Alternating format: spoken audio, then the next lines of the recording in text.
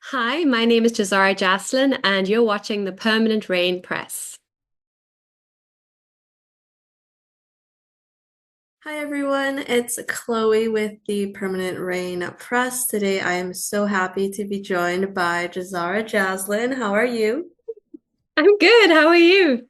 I'm doing well, thanks for asking. And I really appreciate you being here and taking the time to chat with me all about your work and your exciting new project, which is season two of One Piece on Netflix. But before we get into the show, what can you share about your background in the arts and what sparked that passion in you to pursue this field as a career?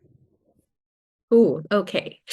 Well, firstly, I'm really grateful to be here. Thank you, for having me. Um, okay, let's dive in. Um, okay, it's actually a really funny story.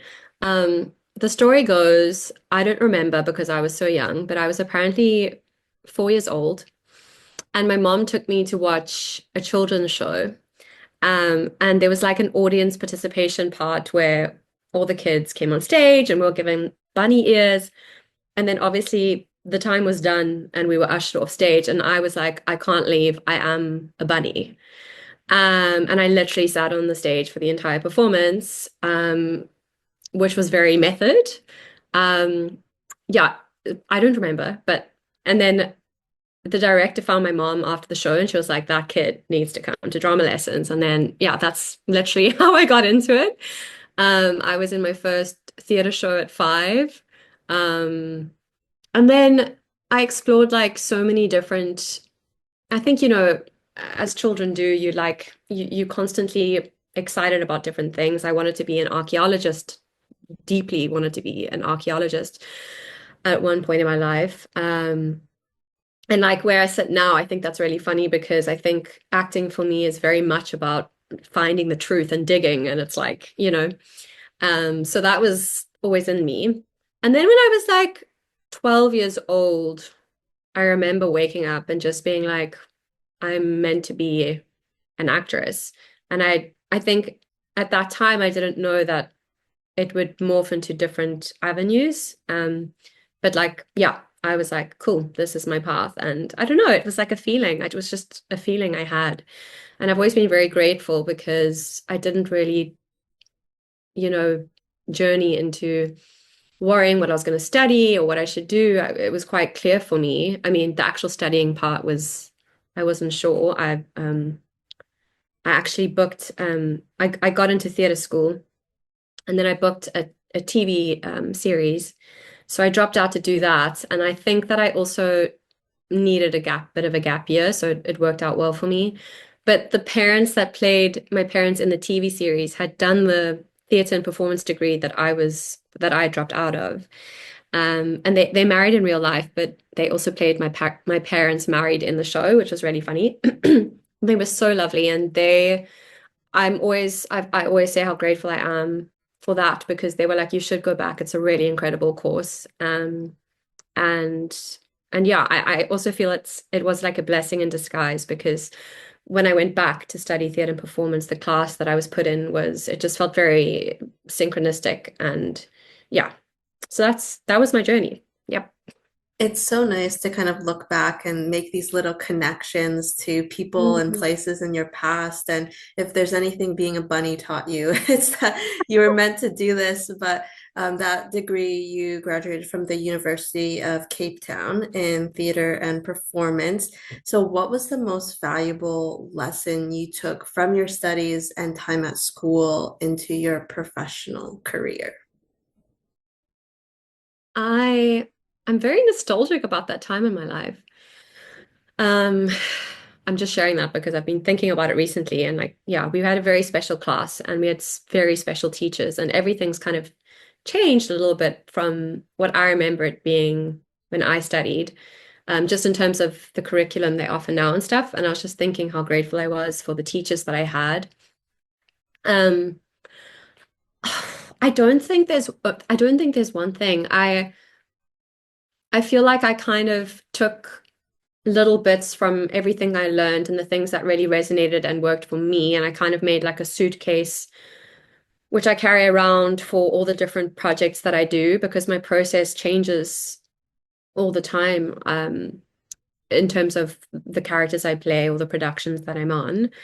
Um, but if I have to choose one thing, I actually think the vocal warm-ups and the body warm-ups that we learned, and also the vocal training and all of that was incredible. But the actual warm-ups I found to be so oh my gosh, sorry, as I was speaking, and like a falcon flew over.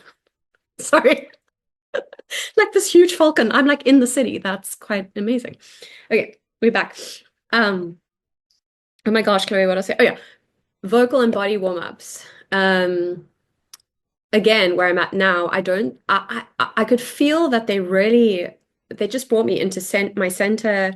All of your peripheral stuff goes away and you're just in this incredible zone so that you can step into a character. And even in my filmmaking or other things, these kind of practices, yeah, they're very grounding. Grounding is the word, grounding and centering. And I'm someone, I think my personality type, I'm very sensitive and I can get like a bit scattered and all over the show very quickly. So grounding is very important for me. But also where I'm at now, like I was talking about this the other day, and some of the warm-ups, we kind of go through different uh energy centers. We would just say, okay, put hands on the stomach, hands on the heart, hands on the throat. But now I'm like, wow, we were actually going through energy centers like chakras. And the work we did there was so, no one would call it spiritual or anything, but it is. It's actually quite incredible. The practices come from a very, I would say, quite a spiritual place. Spiritual is such a word, but yeah, it does feel. And yeah, so I think those practices have really been very essential for me, and I'm very grateful that I have them. Some of these techniques are so integral as an artist, and like you mentioned, it's so transferable to really different projects, but also in life as well, having that grounding effect. And you briefly kind of touched on different facets that you are a part of or you're passionate about. So that includes being a poet and a filmmaker. So tell me about your passions for writing and storytelling through different mediums, and when and how did these art forms originate for you? Um, so I think and this is kind of tying into what I was saying when I was 12, I was like, I am an actress. It's so interesting. I think I'm just at a very reflective year. So I keep being like, where I stand now, you know. Um, but so I was like very clear on being an actress, and I've acted basically since I was 5, but professionally, I would say since 23. So that's like nearly 14 years. Um, and then in 2021, I had quite a radical like beginning to a very transformative healing period in my life. And I think the poetry kind of was born from a very painful but also profound, yeah, sort of cycle for me. A lot of shedding, a lot of old identity, and the way I think I showed up in the world was being rocked around. Um, I also stopped drinking at 29. That's a whole thing we can go into, but it does feel so beautiful that I've had this journey of transformation, and my poetry has kind of been born from seeing the paradox in life, seeing the magic in the mundane, and really just transmuting shit onto a page and seeing the beauty in it all. Really, that's it. And some of it, I mean, I shared some of my poetry on Instagram literally for the first time last night. It took me so long to do that.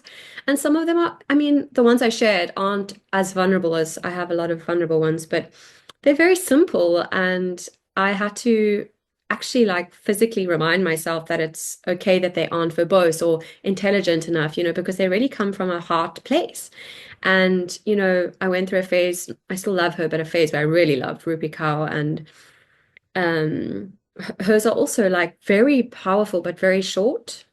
So I found myself going, a lot of them are very long as well, like quite Rumi-esque quite spiritual. And then others are just like simple and like I think there's so much beauty in simplicity, you know? Um, so that's it, but it's very fresh for me. I mean, it's only been, I would say, properly writing has come, that came around in 2023. I've written my whole life though, like more musings and I always have loved to sit and reflect, and that's just who I am. But I think actual poetry, I would say maybe since 2023. But I did start with little sprinkles in 2021. But the filmmaking thing happened at the same time. So, yeah, this is what's really interesting with the childhood thing because I never set out to be a filmmaker. I never said, "Oh, I want to make a movie. I'm going to direct." Like it felt so organic. So in 2021, yeah, I had all these things happening. And I literally was just walking one day and I started getting all these visions like of shots and I could feel the feeling of what I wanted it to be. I had no clue where I was going with it. I just had a feeling and visions. That's it. Um, and I kept seeing three women. And I think at the time I was very inspired by the movie Macbeth with Marion Cotillard. Um, that soundtrack did something to me by Jed Cozell. Oh my gosh, it's just every time I listen to it, I just get like full goosebumps. It's brilliant. And in Macbeth, they have the three witches, and it's like these women they didn't play them like this, but in the old Shakespeare, it's like milk and thistle or whatever they say, but it felt very like woman with a cauldron making spells. And I was very curious about this archetype of a witch, like the witch archetype, because I think women are naturally so intuitive and we are cyclic, and I think all of these essences have been pushed so far in the world we live in. And I was curious to play around that. And I think Macbeth also, there was like a very eerie feeling to them, but it was also quite enchanting. So there was that lingering. And then the visions and the words that I was getting were very what I would call divine feminine consciousness coming through about. So for me, it wasn't really about the witch at all. It was about a bigger theme, which I think we are starving for in this world, and our world is so patriarchal. And I think the feminine is really this connection to our heart and our body and the earth. And so I wanted to, yeah, explore that in a film. But this was, yeah, I just winged it. I was just going with my soul was like calling the shots. I was like, cool, we're making this. And we made it. Like, I wasn't even broke at the time. I was in debt. It was COVID time and it was hectic. And all the right people just came on board and it was really beautiful. And anyway, so that's how filmmaking kind of found me. Oh, but what I wanted to say about that, which is so interesting. Oh my gosh, I've had too much coffee. I'm like, um, what was really interesting is that with all this transformation and identity shifts, I was like, but I'm an actress, like what is happening, I started having memories come up when I was a kid because I always just remembered myself performing or like being silly or yeah, like comedy and then being dramatic or whatever. But then I had memories of me like when I was 13, I had like a sleepover with a friend and I was like, oh my gosh, Becky, let's make this thing. And then like you'll come out the door at that time and the music will come in at this time.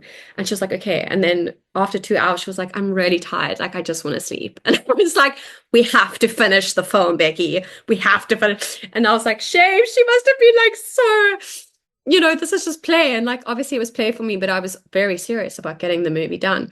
So, that also was already there, but I'd like completely forgotten. So it's just really interesting because I feel like our little selves, like kind of always have clues to what light us up as adults as well. And what's also, wow, I'm speaking a lot about this, but I think because it's still so fresh, I get so passionate.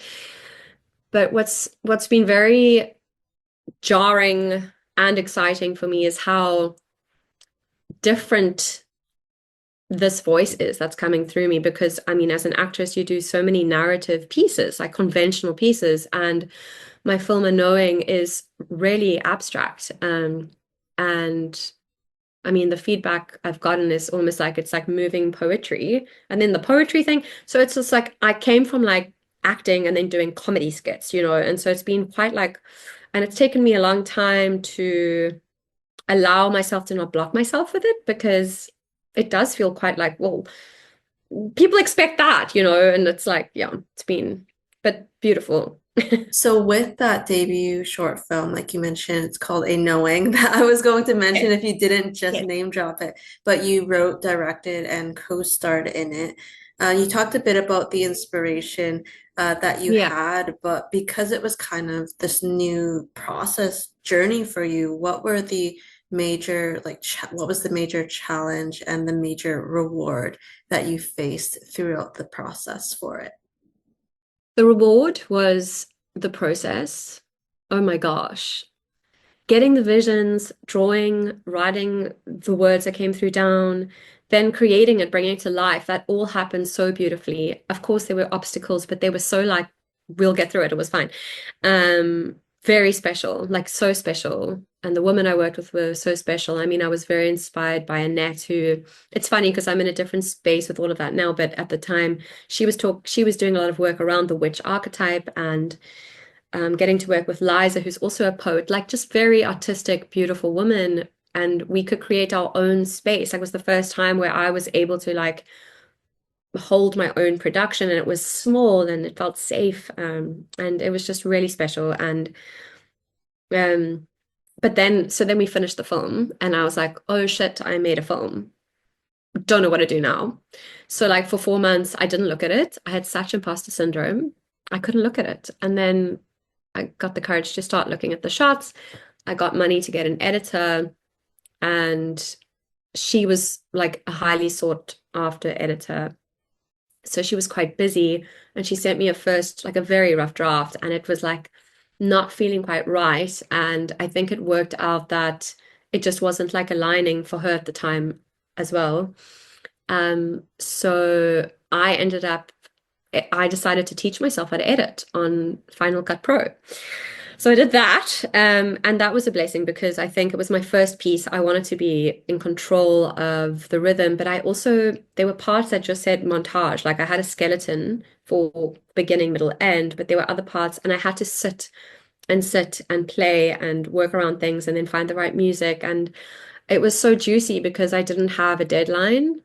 There was a part where I had to say, Jazzara, you have to make a deadline, but I was able to really take time with it. And it was also mirroring a lot of my own healing in terms of feminine. Like I think a lot of sensitive, I don't want to say women people, but we get a very masculine exterior to feel safe, and I think at that time I was really learning how to actually just de-armor myself even with my mind, like, oh, I'm in a like it's going to be terrible, or what am I doing? I haven't done a writing course. Like all these really negative things came in, and I had the time to start healing all of that while being in this process. So the post-production was definitely the most challenging for me for many different reasons. And I think still I love process so much. And then when you have to share things or like market, I just like want to hide.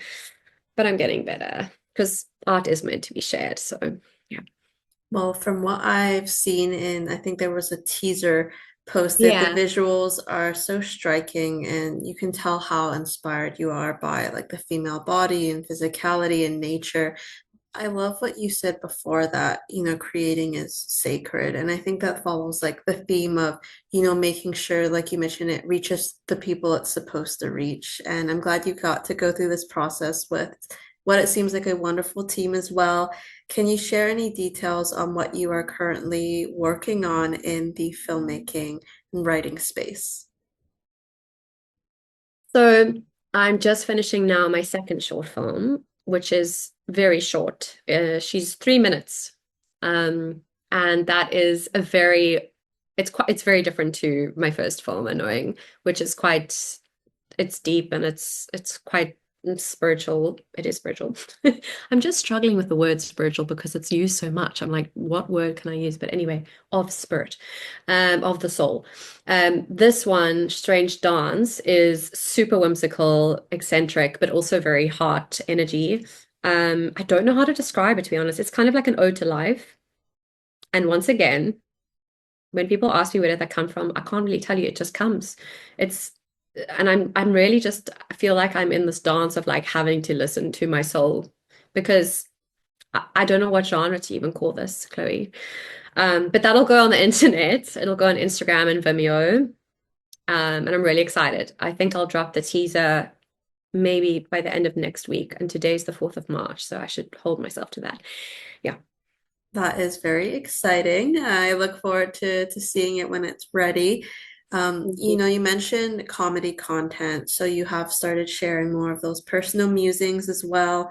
How has creating, whether through writing and poetry or filmmaking, really helped you in your own journey in empowerment and healing? And that includes through your YouTube video, which you only have one out right I only have now. one. Oh my But I gosh. thought, there's Hilarious. such a courageousness in vulnerability and being able to share so much, or at least so much of your choosing as well with the world. Thank you. Thank you. I know. And I have like, I think I have like 20 or 30 subscribers, and I'm like, it doesn't matter. The consistency thing is, I've tried it. I had a Jazzy Express channel for for like, because I think I was just in this phase where I had all these ideas and I wanted to experiment and be messy. But there's this other very artistic side to me with my other profiles. So I was like, I don't know if it should live there, whatever. So I made that. And then I tried to be consistent, like post twice a week, every week. And my soul, I can't. I have to feel what I am putting out. And it made me so, same with YouTube. I had this like call to make that video. And I've had so many other ideas of themes. And I don't know if it's something I need to work on or I need to just sort of like find my way because I'm someone who I have like a thunderstorm of creativity and I know I have to do something and then I have to go and hide and be in the woods for a long time and come out. I can't do you know. So with the YouTube, I'm just laughing because I was like, I wanted to keep that for all of the more, yeah, the more spiritual themes that come through me. Let's say heart themes, which are more like I think that's what I'm also discovering about myself is this sort of mystic side, this where I do feel I almost have these, whether they're simple or not, like, yeah, just messages to share.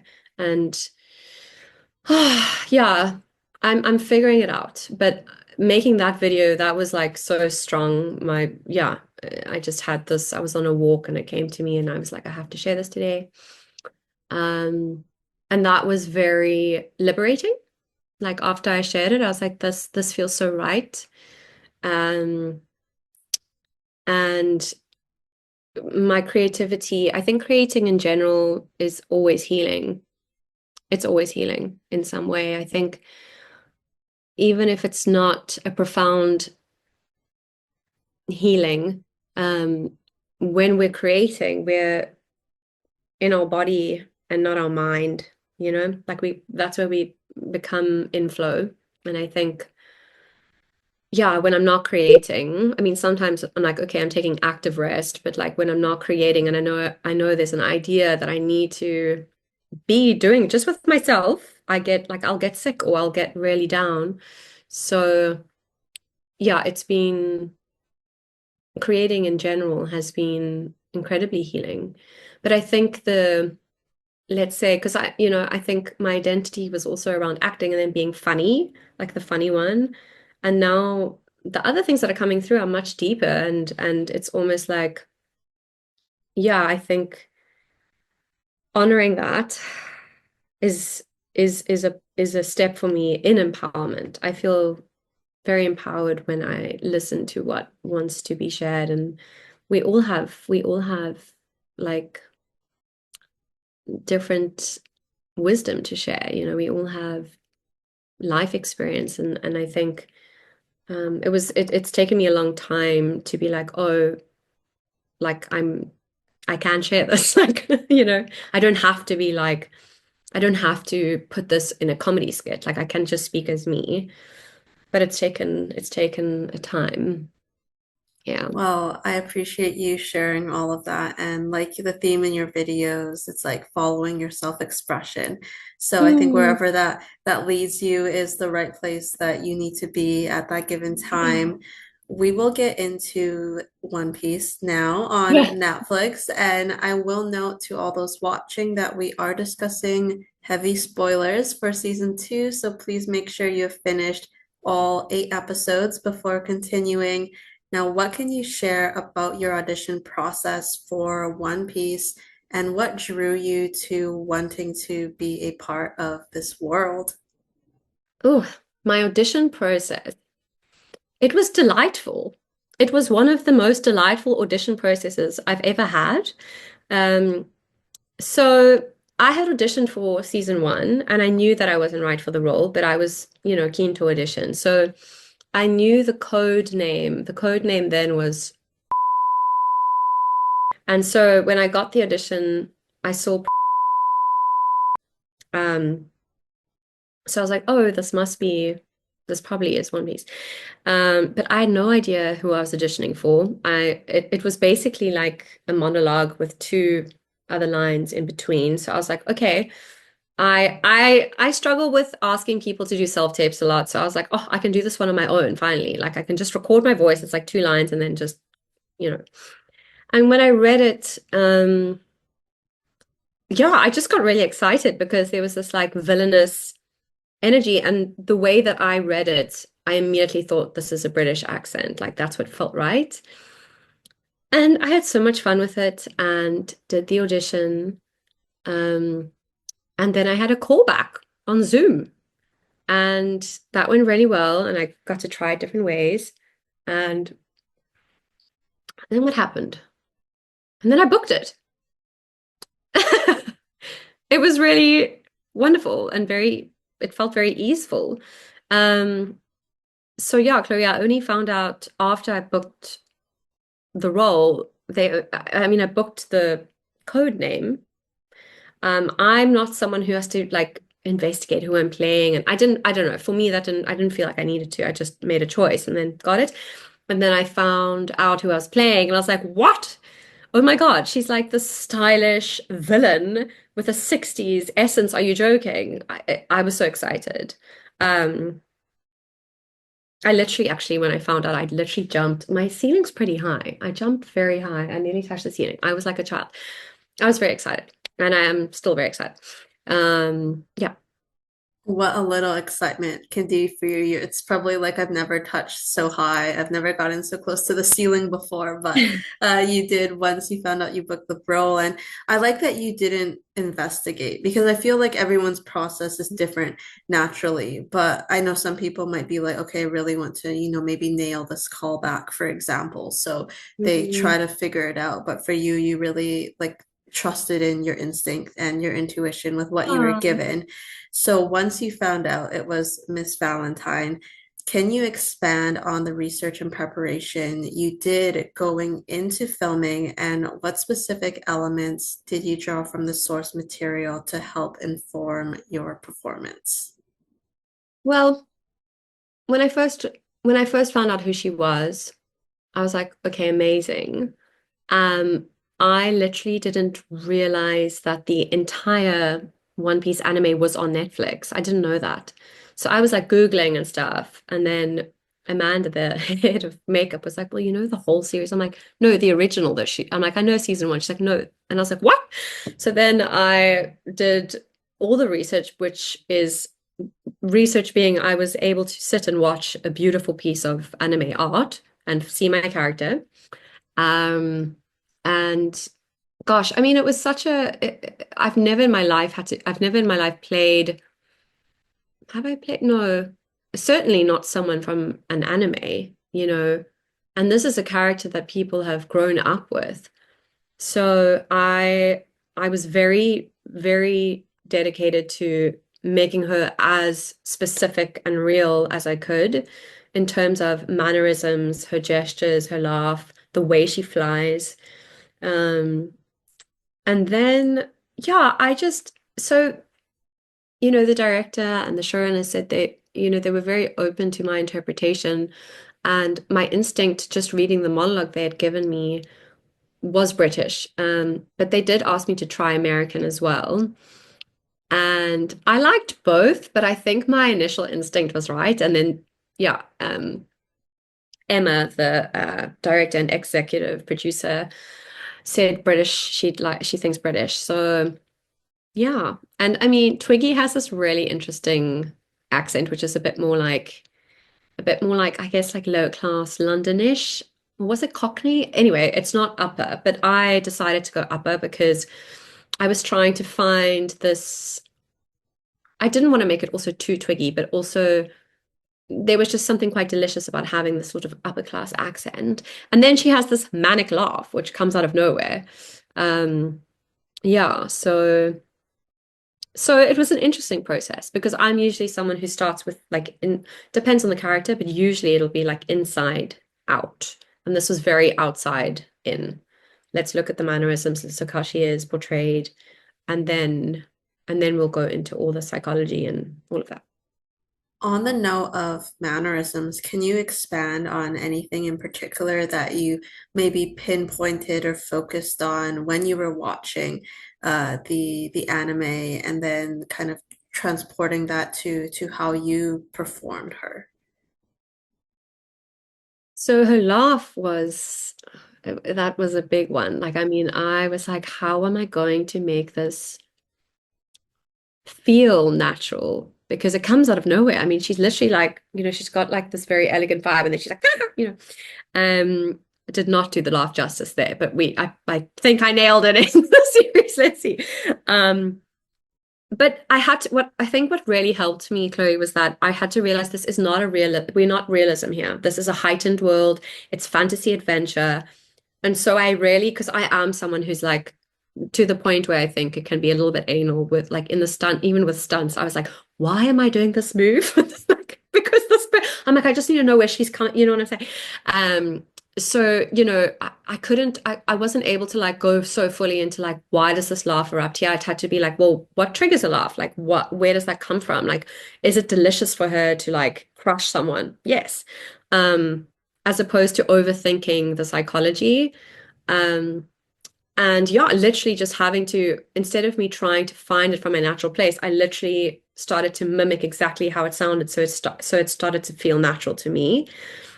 And also the way it was written in the live action, it's written kya ha ha ha ha. There weren't as many. I added like a few more subtle giggles because I wanted it to be a consistent theme. Um, but there weren't as many as in the actual anime. Um, but yeah, that it was an interesting one. Um, and then I think just really watching, she flies a lot, but the way she stands was really interesting. It's almost like she's self-aware. She knows people are she's like she knows she's sexy, she knows she's got a bit of sass, and just embodying those gestures, I think, yeah, it was very much an outside in process. Yeah, and then her voice was a big thing. I mean, she's very high pitched in the anime, and Mr. Five's very deep, and I know for Camrus as well, the voice is very important.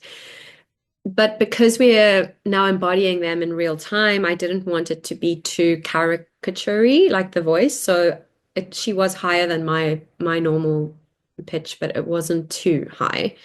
Um, yeah. I feel like there's a really good like striking a balance between, like you mentioned, the source material, but also bringing like a bit of your own spin so that it feels natural. Let's talk about her style and creating her look with hair, makeup, and wardrobe departments. Did you have any ideas going in, and how was it to recreate some of those signature looks that you saw in the anime and manga? Wow. Honestly, when I first walked into the makeup section at the studios, I was literally in awe.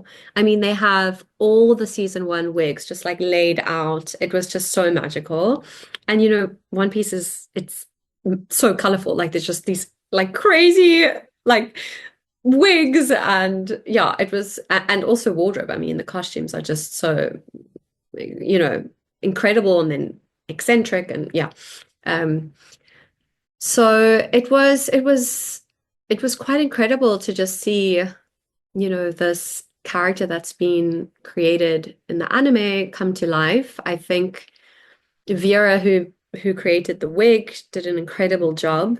Um, and and we had a few makeup tests, and I think it was like this third.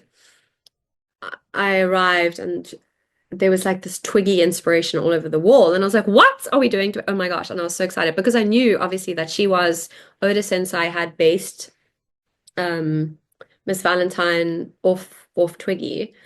So I was like, that is such a genius move. And I got so excited. And I think that was Joe Traz's note to add the Twiggy makeup. And I had another synchronistic moment sitting there because I think in 2017, I remember my friend came over and we were listening to music and we decided to do like a Twiggy inspired photo shoot. And there's like photos of me and my friend like with the makeup and I love the 60s. So it just felt really quite incredible that I got to play this character and have all these delicious 60s inspired things um happen. Um, yeah, wardrobe wise, I mean, it's almost like she's walked out of the manga. I mean, all the characters, I think, what an incredible job. I felt very attached to my first outfit. I think just because that's her main look.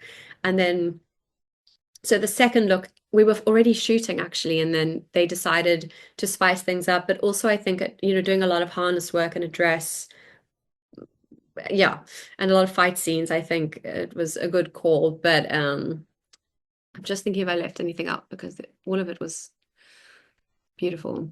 I mean, also just seeing the other characters transform, Mr. Five and Mr. Nine and Mr. Three. Oh my God, that hair, Mr. Three's hair. Um, yeah, they just did an incredible job. The looks were so cool to see. And then if you put like the side by side comparison, you can see how accurate the wardrobe and everything just was. And you had like the heeled boots, of course, that you got to walk around in. And I know your favorite kind of prop you said in a video was the gloves that Oh Miss yeah. Valentine wore. But it was so fun. She obviously had the striped umbrella as well. Mm. Naturally, when you play a character, there's thought given to one's past and how it affects someone in present day. To speak non-canon outside of this wonderful existing world, because Miss Valentine's past isn't touched upon, did you consider what may have led her to consuming a devil fruit, life as an assassin, and what being a part of Baroque Works provides her with? Um, yes. I don't think I didn't focus on the devil fruit like that's Chloe, have you acted? I love that. Love that you went there for the backstory. So, backstory for me, I'm not going to share what it was or anything because got to keep the magic alive.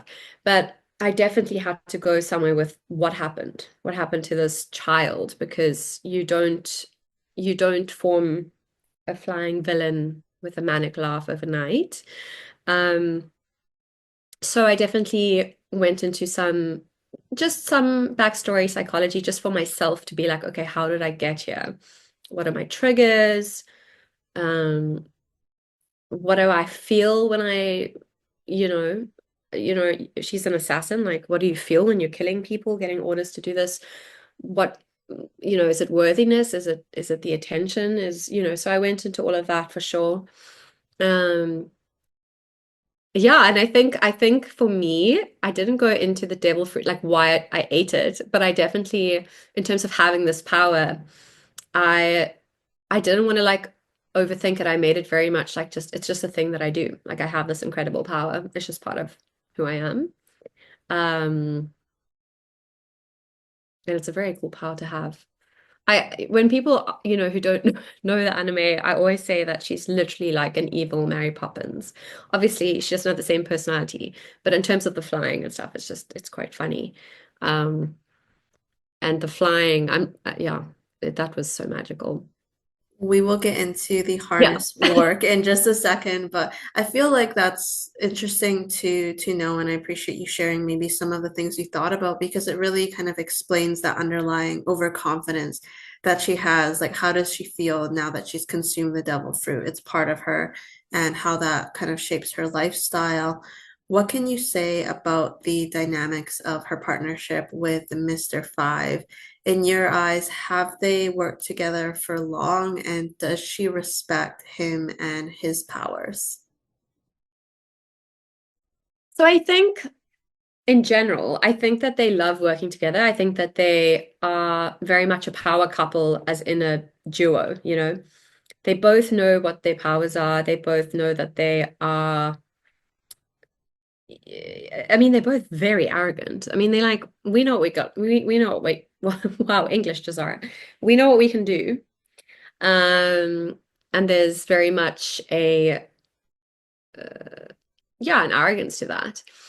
Um, but that said, and I feel this to be true for all the Baroque Works agents, I think any kind of villain is not going to trust anyone fully. So I think that she knows they're a cool duo. This is my partner in crime. I do this, he does that. Um, but if, you know, shit hit the fan, is she going to protect him? Don't think so. I think everyone's out for themselves. And I think for Miss Valentine, especially, well, the way that I interpreted her and yeah, I think that she only cares about what Mr. Zero thinks of her and she only takes orders from him, which is why things go awry later on. Um, but yeah, I think that's in general their vibe. I think Camrus, yeah, we chatted about it once and we agreed like they don't trust each other. Like they know that they'll get the work done, but like in a personal sphere, absolutely not. They're villains, you know? So I think it's one of those things where if you're in each other's eyesight, you're like, okay, I can kind of watch over them and you trust them yeah, more in that respect. But like you mentioned, once something goes awry, it's kind of like everyone for themselves. totally. Let's talk about that harness work due to Miss Valentine being able to manipulate her weight at will. How were those stunts to prepare for and perform? Oh, I really feel like that was probably my favorite part. There were so many beautiful parts, but really, I mean, it was such, I've always said that I want to do something in the acting sphere where I'm challenged and like, you know, be it horse riding or anything. And then this came and I was like, oh my gosh. And you know, some of it, yes, you're just flying and it's almost like quite easy, but there was a lot of technique for some of them. I mean, sometimes I'm flying across the sky and it's just, you know, and then you have to land in a certain way. The landing wasn't as easy as it looks, but for me, it was very important. Like she crushes people, but she also has this elegance, like it's easy for her, you know. So I wanted the landings to be like dynamic, but like, you know, and I had to practice that because sometimes you're like, you know. Um, but the stunt team were so incredible. I became really good friends with my stunt double, Angela, who's just so wonderful. I did a lot of my own stunts with the flying because you know, I could and I loved it. But nearing the end with some of the fight scenes that were so fast with the wides, I was like, Angela, um, she was incredible. But yeah, just having her on set with me and Natalie, who doubles Nami, and Sean, I called him Captain Sean. He was he choreographed all my stunt. Did he? Yeah, the stunt, the fight scene at the end, and he did an incredible job. Um, yeah, when they were all there with me, I just felt very safe and supported. And they were also just really encouraging. Like every time I flew, they were like, "Yeah, good job." And I was like, "Thanks, guys." Um, but it really was so magical. There was one evening, we were doing a night shoot at Whiskey Peak, and it was like 3 in the morning, and the location we were, you know, they had created this incredible set, but they were like farms just a I was hanging, dangling in the sky at like 3 in the morning, and there were like horses down there, and stars were out, and there was this like fantasy location that I was part of, and I was just like, wow, like this is amazing. That was just a beautiful moment. And then they dropped me and I went, "Oh." It was like we only did that twice. It was like the highest I'd ever been, and it felt like, and I obviously had to, act as though I've done this before. But for some reason, I hadn't rehearsed it as high. And that feeling you get when you're on a roller coaster. Like, it's like it was so like the adrenaline rush was amazing, but it was also like when I landed, I had to be like, I'm fine. And after I was like, what? That was really high. Yeah, just really, I mean, how much fun, flying. It was so cool because I've done harness work in a commercial before, but I was kind of just dangling around. And this, I really got to drop and fly, and it's a magical feeling.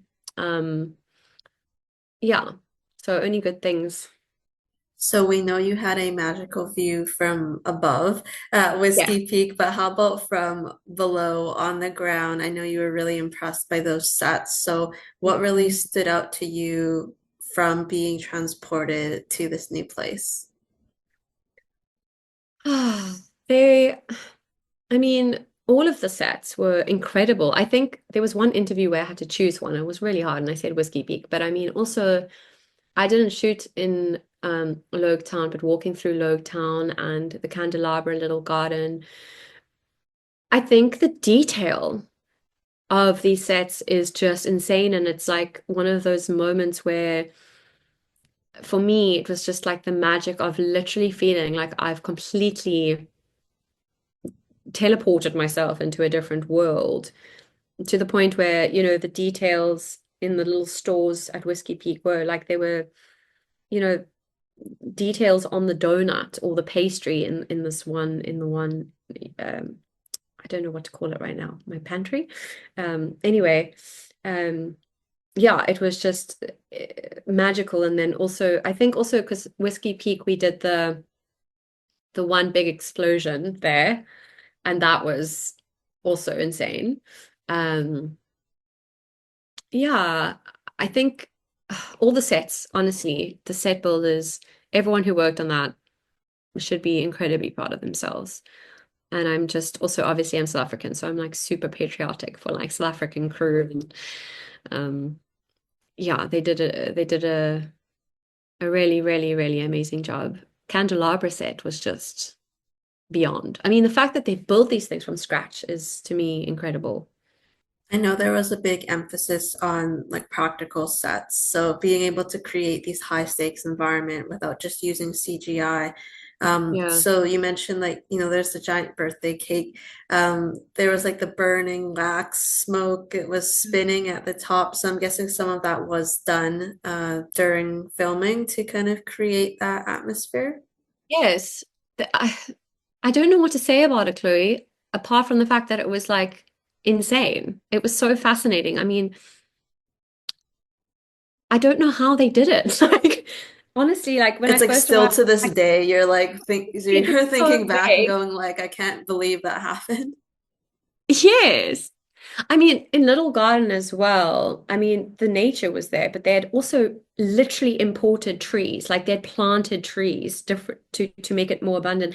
And they had like all the little garden fruits on there. I mean, I literally would wander off like looking at all these things. Like, um, but the candelabra set, it was, I mean, it's firstly exactly how it is in the anime. But I mean, it's huge. It's huge. And yeah, I was talking to some of the set builders, and I mean, it takes so long. It takes so long to create things like that. Um, So yeah, I was really in awe of the things that they created practically because I think for that they also had to be, well, they didn't have to, but I mean, they have the straw hats standing on the candelabra. So I mean, it was incredible. It had to be safe. It ticked all the boxes. Um, yeah, truly, truly amazing. How was your scene to film Wow. opposite Daniel Lasker as Mr. Nine, and from Miss Valentine's perspective, having to deal with a lower level agent who defies them and puts doubts in her mind about her safety and security within Baroque Works? Sure. So firstly, I mean that I think that was one of my favorite days on set. Joseph was directing, and it was just a very quiet, magical feeling. We had all these extras who were pretending to obviously be dead on the ground. Um, that was really funny. They were also, disciplined. Every in between, they were also just they stayed there. I'm like, are you guys okay? Like, it was really funny. Um, but it was so special to work and do a scene opposite Dan.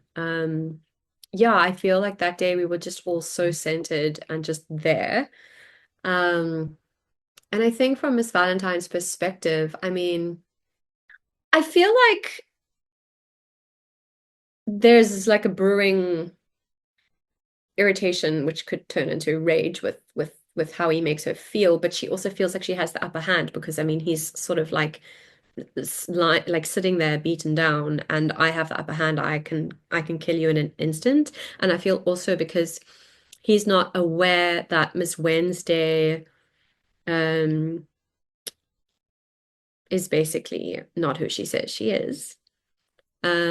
We also have the upper hand in that way. So for me it's yes, I'm feeling a bit of like anger, rage, but I also have the upper hand now with Mr. Zero. So I feel it's both. Um, it's kind of going to work in my favor. But I mean, we're also kind of embarrassed that in that scene with the state of what has happened. And I think that just adds to our arrogance, to be honest, which is great because then also later on you know, with Mr. Three and that whole arc, it kind of everything shifts. So yeah, but it was a really magical day. That scene, shooting that scene. I can just like remember the feeling. Yeah. I loved your delivery of the soft kind of bye-bye she gives Mr. Nine before she of course unleashes that lethal stomp. But you did share some incredible chase and fight scenes opposite Jacob, Emily, and Charithra.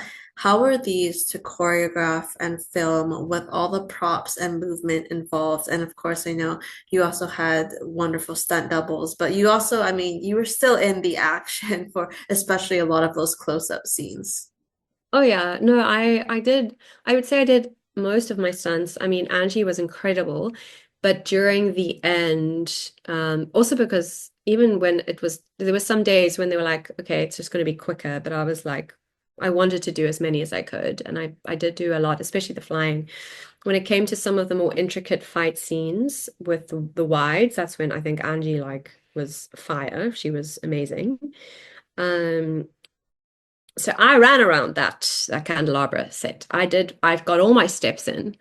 I haven't seen it yet. I think it's going to be hysterical because I mean, this is the part where she really is losing her shit and she doesn't have any like, it's a little bit embarrassing. Um, it was really fun. It was tough because of my boots and there was the grass was uneven. So I was also like trying not to trip.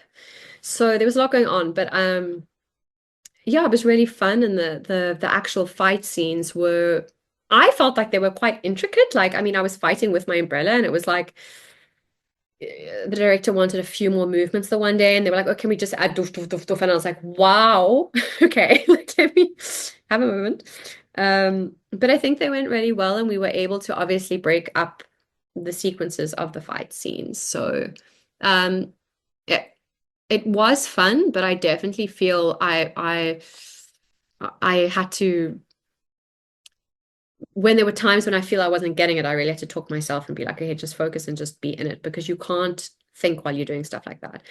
But it was the first time I've ever done a fight scene, and I come from a dance background, so I think I could pick up choreo quickly, but I wanted the technique to be really good with the umbrella, and that took quite a lot of time. Um, but yeah, yeah, as long as it's epic and looks great, then I'm happy. I think it did look fantastic, and kudos to all of you. I mean, like you mentioned, there's so much involved. It's not just like you're fighting with your fists and throwing kicks, but there's the umbrella, and you also have a lot of things being kind of thrown at you as well. Miss Wednesday has her kind of weapon of choice. So, how was it working with those two for your fight scene? Oh, it was lovely. I mean, there were many giggles in between as well. There was one point where I actually I think I tripped on an uneven patch of grass, and it was a part where I had to be really like, I was like, and then I just somehow tripped backwards, and my feet like went over my head, like I did a little roll, like Winnie the Pooh. So I like broke out of a villain, and I was like, with my umbrella sitting on the ground. It was really funny. Um, so yeah, it was great. And we had quite a few laughs. I know for Charithra, that's all special effects. So she had to like also learn how to do these things with and like just pretend that the stuff's coming out, which can also be really challenging. And she did such a good job. Yeah, it was really fun. Miss Valentine appears to meet her demise at Mr. Three's hands after their targets escape yet again. Can you expand on those feelings for her with her partner's death and knowing the wrath she will face? Yeah, I think at the end she's just really holding on to whatever power and strength she has left. And I think the wrath is so real because I feel Mr. Five and Miss Valentine both see Mr. Three as a bit of a nut job. Like he's incredibly eccentric. Yes, he can turn people into wax, but that has nothing on our powers. Like that's how it felt, right? And then he has to give us orders. I mean, it's like a huge bruise to our egos. And then things go terribly wrong, and we warned him about that. So my partner's dead, and this is all his fault in my eyes, right? So the wrath is real, but I still feel like Miss Valentine, I always say she, I'm like, no, um, she, I mean, to want to go and call Mr. Zero, you have to be at a very desperate stage. How do you think she's feeling in that final shot when Mr. Three like puts his hand on her mouth and the wax starts glazing over? Because like you mentioned, she still thinks that she is in power, until that happens. Like she definitely underestimated what he was capable of doing. Hmm. I think in the final moment there, I think when she feels him, there's still this struggle like, "Ugh, I'll get out easily." And then it's sort of dawns on her very quickly that this might be how she goes. And I think it's probably the most human, it's probably the most human uh you see Miss Valentine because all the mass, all the power she thinks she has is gone. She's just, you know, a fragile human being like everyone is, and she's about to die. So I think there's a lot going on, but you can't play all of that. And I think it was just like literally just being in that moment, being just having the realization like, shit, like, oh my God, I'm literally about to just be like everything that I've worked toward, everything. And by wax, you know, really? Um, so yeah, I think it's a very, for Miss Valentine to feel genuine fear and yeah, have that moment of, oh my God, this is, you know, it's like she screams, but she kind of knows that I don't think this is something she can get out of. Yeah. Which was your favorite Miss Valentine line or piece of dialogue to perform? Oh, I loved it when I had to land and I had to say, it's more fun when they run. That was my favorite line. I really liked when you said we're assassins. Let's assassinate them and go home because I think she was so fed up and tired of Mr. Three's antics, Oh and that gosh, was no, already honestly. early on. Yeah.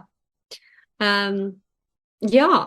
Love that line as I mean, that's just like, yeah, she's honestly at her wit's end there.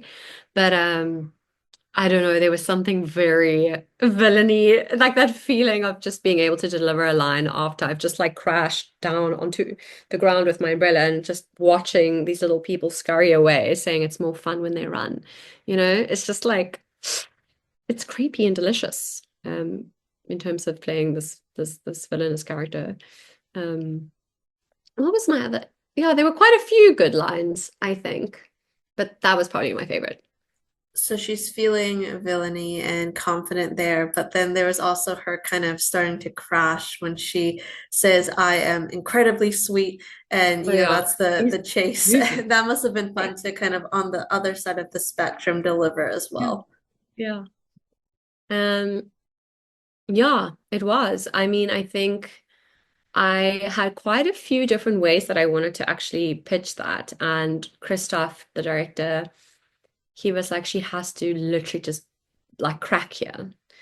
Um, and I'm very grateful for that direction because I think, yeah, I think in my mind, yeah, I was going to play it quite differently. Um, and he was like, no, like just like lose it, like lose it. And then it worked so well because she needed to lose it, but also it's quite comical the way that it then, pans out, like to watch someone who's always been so um sort of inner power, these like, because I played a British as well, that for me that the power with a British kind of person in a culture way, is very like little remarks. I'm not going to give you too much because I am in power, so I don't have to. So for me in the beginning, I was like, but I don't want to take all my power away. And he's like, no, but she cracks then, and I think, yeah, I think I was very grateful for that. I finally got there and I had to remind myself, like, this is manga, this is anime, we're not in Downton Abbey. So it was very good for me to get that note and really go for it there. Um, I haven't seen any of these scenes, so I'm very curious to see. But I know, yeah, by the time we got to when Jacob's on the ground, I really did like go there. So that was cool. You can really sense that loss of composure. So I think that note played off really well. Yeah. And you worked closely opposite Camrus, David and Daniel as your fellow Baroque Works agents. So what can you say about each of them as people and as scene partners? Hmm. Oh, they're all wonderful and they're also wonderful in their own way, Camrus was so prepared. He played Mr. Five brilliantly. You know, as a person, I met Camrus and knew Camrus here in my hometown, Cape Town, and I think, and there's so much I can share, but what I'll choose to share is I think meeting him here, he was so curious to just taste all the food and meet all the people and go to all the places. He was just so curious and had such a wonderful zest for life. Um, he's very ambitious as an artist, and I really admire that about him. He's really like a go-getter, if he has an idea, he'll bring it to life. Um, I remember him talking about wanting to create music, and then after we wrapped, all these songs started coming out, and I was like, oh my gosh, like this man just gets it done. So yeah, and he's also um on top of that, a producer, director, and it's always inspiring to be around people who are multifaceted. Um, yeah. And David is wonderful. He's just as eccentric in real life, not as a Mr. Three as David, but very sensitive. He's an artist, he's got two beautiful children. We connected a lot about the artist's way, like, stuff like that. And working with him was wonderful. It was very easeful. He has a very calm energy, which I admire. Um, and and also it was really nice to witness him working. I think he also comes from theater, but he's much more seasoned than I am in terms of my professional career. And I think I I go into a zone and yeah, on bigger sets, I think I struggle with there's so many people and stuff, and he just was so composed the whole time and was able to be like, I'm going to try this. And he was just so playful. And it was wonderful to see that. And uh and Daniel, oh, yeah, he's got such a pure heart and he's become a very dear friend of mine. He's also Cape Townian. um, and also so talented, honestly. You know, we've spoken a lot about filmmaking because he's also a director and a writer, and an actor. And then I found out recently that he's also a cinematographer and he edits. And I'm like, what can't you do? Um, and I'm so excited for his career um, ahead. Wonderful. Oh, wonderful. I think you have to give yourself credit as well for being a multifaceted artist. I'm so glad that you got to work with these talented, wonderful people and have a good experience. That includes the Straw Hats and the newcomer, Charitha, who plays Miss Wednesday. How was this group to work with, joining an ensemble cast that has already created an immense chemistry with each other? Did it feel very welcoming? Yeah, certainly in the beginning, like when I met everyone, everyone was really kind and sweet and yeah, um, it was really it was really nice to also witness some of the Straw Hat scenes that I wasn't in, but just watching them because you can see that they know each other so well and they're all very different. But in between takes, you know, there's just a lot of laughter and a good vibe. Yeah, chemistry, the chemistry. Do you have a favorite behind the scenes memory that you can share from set? I think one of my favorite, it's a mixed bag. It's like favorite, but also gives me a little bit of like, whoa, that was a lot. Getting into that harness was quite a thing. My wardrobe stand by Lexi, who I love, was literally immersed in my breasts every day. Well, when we did harness stuff, because she would have to like put my belt on, like we had to strap myself into that like yellow suit with a huge harness underneath. And honestly, the amount of laughter that came with that, I mean, she had to get in there, you know. Her head was right by, yeah, down south. And then she was in my boobs, and it was just, we were always giggling so much. And yeah, I think even while we were doing that, we were like, this is like classic behind the scenes footage that everyone should be witnessing because you don't see that side, you know, you see all the flying, but you don't see the people getting into the harness and the pulling and the tugging. And then it's like getting this on, and then you're like sweating a lot, and you're like, can you take it off? And you're like, oh my God, now I have to wee. How am I going to urinate? I had to plan my wees, Chloe, because I drink a lot of water and I love coffee. And I was like, well, I don't know what I'm going to do here. So sometimes I had to hold it in because getting that thing on and off it was a mission. So, and it took a village. So that was, I think of that as one of my favorite memories because it was so funny. It was really funny. Um, and it also just shows how much goes into all of it, you know, because then the harness, then you're getting rigged. There's just a lot. Um, is there another one? Yeah, I think that's a good one. And my stunt rehearsals were, you know, really magical. Yeah. It's funny that you bring that up because sometimes these are the moments that kind of define the process as well. You just remember these like funny, lighthearted moments. I didn't know that putting on a harness was like a corset, essentially, but great team on the Yeah, set. because you have like hip ones that are on the hip and they're kind of just there. And then mine was kind of sometimes the hip and the chest. So it was like literally getting into this, yeah, a corset. Um, yeah, shame. And yeah, and then Angie's getting in there because she also has to be in there. And she's sort of on standby. So she had to like sometimes she was in it for longer. And I was like, do you just not drink water? Like, how are you fine? Anyway. As we kind of round things out here, I want to talk about the support Mm. fans One Piece has all over the world. How much of this support have you recognized pre-release, and what can you say about how the story and characters have connected with so many?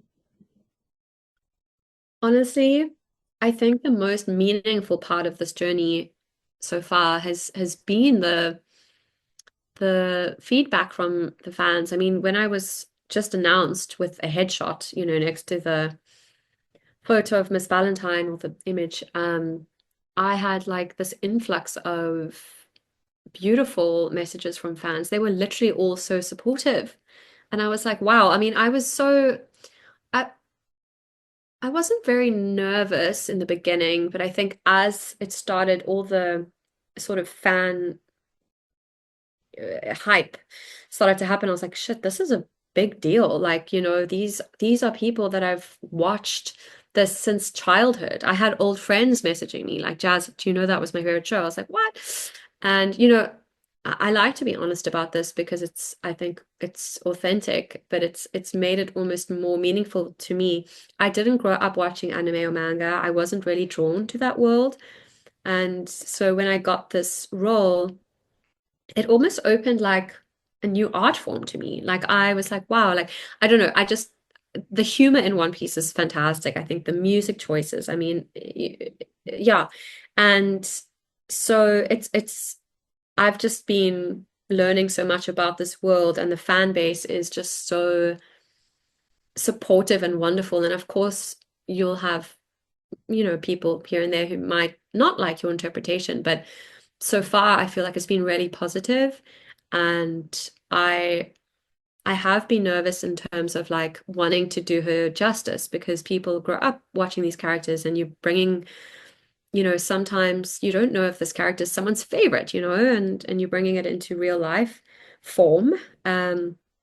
So so yeah, but I trust that everyone's put so much work into it and have done their research, and now I hope that it's just a magical time for everyone. But the fans have been incredible. I'm really excited about the whole Comic-Con world. That's something very new to me as well. And yeah, as I said, I think it feels meaningful to play someone that people have watched their whole life, and then to meet them in real life is it's a beautiful thing, you know? So I'm excited for all that's to come with that. I can sense that you feel that responsibility, but the anime, manga, the community is so inclusive and dynamic. I hope that you get to make Comic-Con or Expo appearances in the future and get to connect with some of those viewers and fans in person. I have one more question for you, our signature question. If you could be any ice cream flavor, which would you be and why? I knew you were going to ask this. I'm like, Chloe, I wish I could be a person that's just like pistachio and move on, but I can't because I'm a Scorpio and I'm going to overthink this. Okay. So I feel like I'm going to be ironic, and I feel like my base will be vanilla because I don't feel like I'm vanilla at all as a soul. So there's a bit of there's a little irony in there, but I feel like we need a base because vanilla, and I like the taste of vanilla. Then we'll have like a swirl of coffee. It's like a little bit of espresso, which for me is like my passion. And then we'll have pieces of dark chocolate. I personally love when there's like bits of something in an ice cream. And I think that for me would like represent my depth. And I also feel like as a person, I'm not someone who like when I really want to immerse myself in something or learn about something, I'll take a chunk out of it and I'll process it and bite it and blah blah blah. So there's that. Wow, I'm going in depth. And then so there's what do we have? Vanilla with coffee, chocolate pieces. I feel like we'll have a little bit of cherry pieces as well because cherry's sweet, feels a bit juicy. I feel like I love all the colors of life. Um, and then this is going to be very extra, but I feel like we need a red rose petal edible on top. That's like my heart, and I love the rose. It's a very big symbol for me in my life in terms of just how beautiful you know, it's alive and then it dies and it has thorns to protect its beauty and aliveness and all of that. But yeah, for me, the rose is really like for me a metaphor of the heart. And I all I want in life is to just keep following this as opposed to this. And then I'm also really weird. So we need something on top, like a nut of some kind. We can say like a pistachio nut with the shell because it takes time. And then inside the pistachio is really weird. It's like wrinkly and green. And like I feel like a part of me is like totally like that. So that's my ice cream flavor, guys. It's a rose chocolate situation. That was wonderful and so well thought out. Was Did it? you I did you don't name the ice cream at all? I feel like you just like created this original I know, like, concoction. does that exist? Because I would kind of want to eat that. Rose chocolate. I mean, rose is not really the flavor, but like the essence. But like, what did I have in there? Some dark chocolate and coffee and vanilla with a bit of cherry. That sounds nice. Does sound nice. Yeah. Yeah. Have to look out for that next I time. I feel like I went very far into a very simple question, but it was quite enjoyable. So I love it. Well, yeah. Jazzara, you are fabulous. I hope you still believe in those Irish fairies and dancing through the blue times, and will continue to be curious in your work and play. I really appreciate you taking the time to chat. Oh, thank you, Chloe. I want to ask you something. I'm sure some people have never, I don't know if anyone's asked you, but I know this is an interview, but I want to ask you, how did you come to be doing this just before we end? Because I'm really curious, because I want to know how you created the permanent rain press. That Like what? means a lot. I started the outlet with my sister when we were in school. So it's a passion project and continues to be. And I just love getting to chat with people like yourself and hear more about, your creative process in a new project. So it's meant a lot to get to talk about One Piece. I'm such a big fan of the show, and I can't wait for what's to come with your other original work as well. Thank you. Well, thank you for creating this space and for being so passionate about the arts, because I know you interview so many different types of people, and thank you. Thanks Of for having me. course. I hope we get to catch up again in the Yeah. future. But until then, for all those watching, make sure to catch Zara as Miss Valentine in season 2 of One Piece, which is out now on Netflix. Thank you for watching, and we will see you next time. Thank you. Bye.